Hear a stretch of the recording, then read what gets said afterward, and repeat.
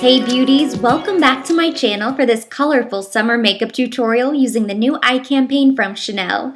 I just filmed a review of the fall-winter collection, so be on the lookout for that later this week, and of course more tutorials to come, but I couldn't resist creating a colorful look with the Splendeur Audace palette. So let's begin. I'm priming my lids with the new eyeshadow base from Chanel and blending this all over my lids with a tapered kabuki brush from Sigma. This is going to smooth out the lid and hold my eyeshadow in place all day long. As a transition shade, I'm starting with my bronzer in the crease with a fluffy brush, and today I'm using the soft matte Laguna bronzer from NARS. Since the Chanel quad contains only luminous eyeshadows, I wanted to keep the crease matte. So I'm just buffing this all over the crease, both sides, before taking a flat shader brush and picking up that icy blue shade from the 306 palette.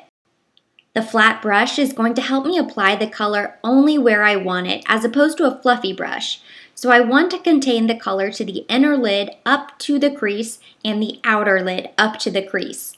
I'm using the edge of the brush to gently carve out the area, and then I'm going to pat with the flat side of the brush to pack on the color and build up the pigment. I'm purposely leaving the center blank because next I'm going in with another flat brush and I'm picking up that rose gold eyeshadow from the palette and I'm going to pack this directly on the center of my lids. I'm going to blend this slightly where it touches the blue eyeshadow, but not too much. I want to keep a stark contrast between the two shades.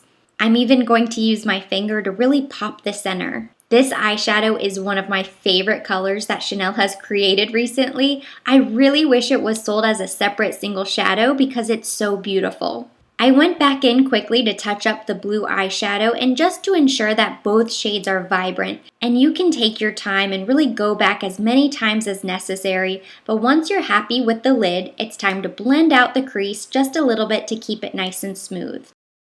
Next, I want to add some depth, so I'm taking the dark black eyeshadow on a tapered brush, and I'm going to deepen the outer V area, the outer crease and outer lid.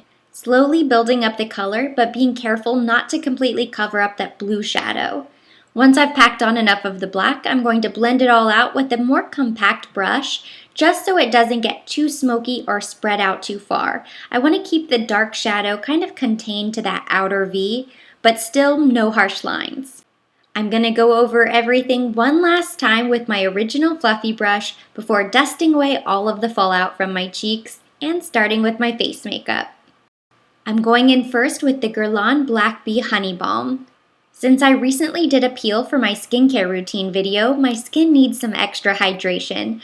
I received this balm complimentary from Guerlain, and I love to use it as a primer or an intense moisturizer when my skin feels really dry or even sensitive. It feels and looks so nice underneath the YSL Stick Foundation because it creates a nice smooth canvas, and the foundation has a powder finish, so the extra moisture keeps my skin very balanced.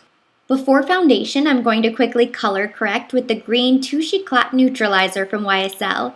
The formula is lightweight, so you can correct any redness without building up too much product on the face. This was sent to me complimentary from YSL to review, and it's easily become one of my favorite face products from them, which is saying something since I love their foundations. I'm just going to quickly apply this anywhere where I have a little redness and then blend it out to neutralize. As I previously mentioned, I'm going in with the YSL All Hours Foundation Stick, and this product has been so convenient because it's not messy at all and it blends like a dream. I just draw a few lines on my face and blend it all out with a flat top kabuki brush.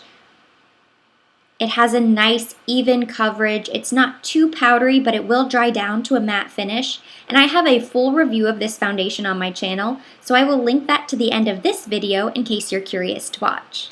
For concealer, I'm using a YSL Touche Éclat in shade number 1. It has a slightly pink undertone, so it's going to color correct any darkness underneath the eyes. And it is meant to highlight and accentuate features, but it's so thin and easy to blend, it works really nicely as a concealer as well. So I'm just blending this out with a tapered kabuki brush from Sigma. If you prefer a little bit more coverage with your concealer, I would suggest the All Hours concealer, but the Touche Éclat is nice for just giving a little brightness and kind of mimicking that perfect lighting, but it's not going to be very good for coverage. Next, I'm going to quickly set my under eyes with a little loose powder from Chanel.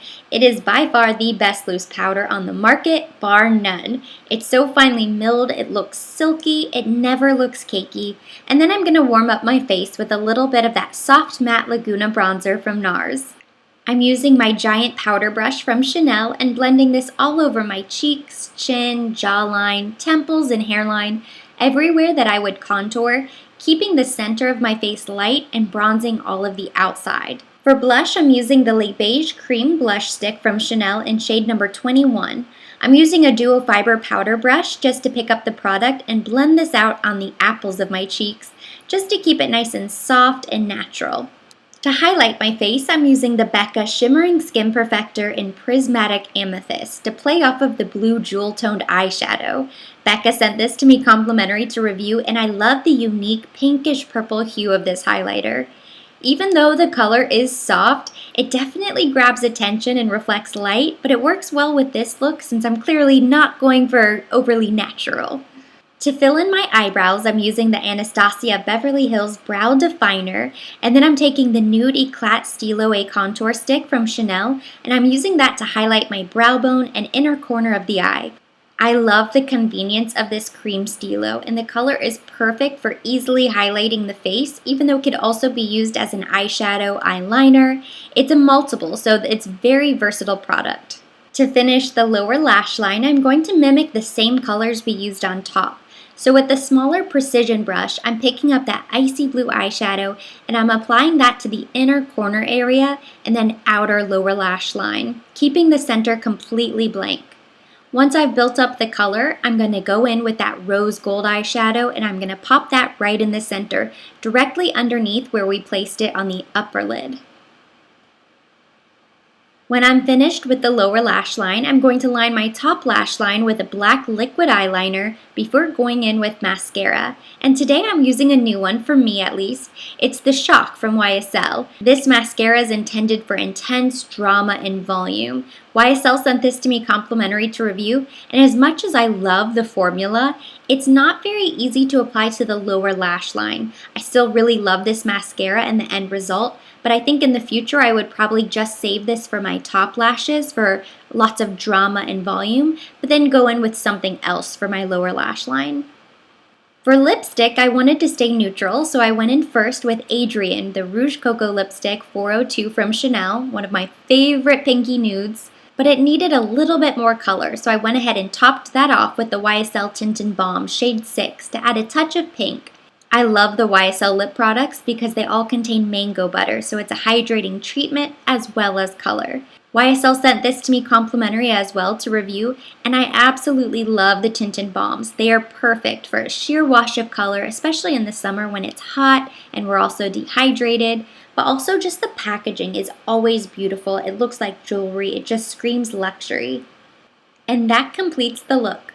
Thank you so much for watching. Hopefully you enjoyed the video. If you did, give it a thumbs up. Leave me any of your comments or questions down below. Of course, I will be linking all of these products down in the description box for your convenience. And be on the lookout for that new Chanel collection video dropping later this week. Of course, for more videos like this, don't forget to subscribe.